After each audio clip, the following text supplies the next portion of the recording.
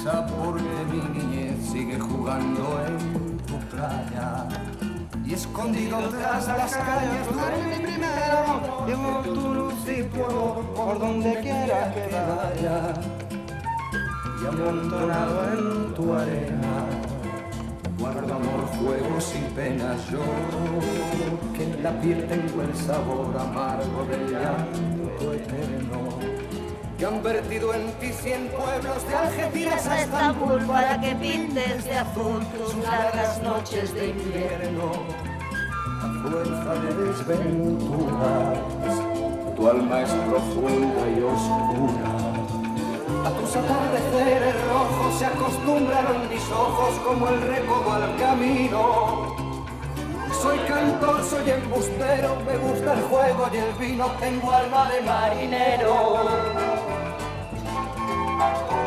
¿Qué le voy a hacer si yo nací en el Mediterráneo?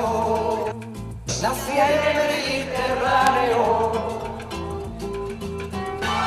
Si te acercas y te vas después de besar mi aldea, jugando con la marea, te vas pensando en volver. Es como una mujer perfumadita de brea, que se añora y que se quiere, que se conoce y se teme. Ay, si un día para mi mal viene a buscarme la barca, empujar al mar mi barca con un levante otoñal y dejar que el temporal desguace sus alas blancas.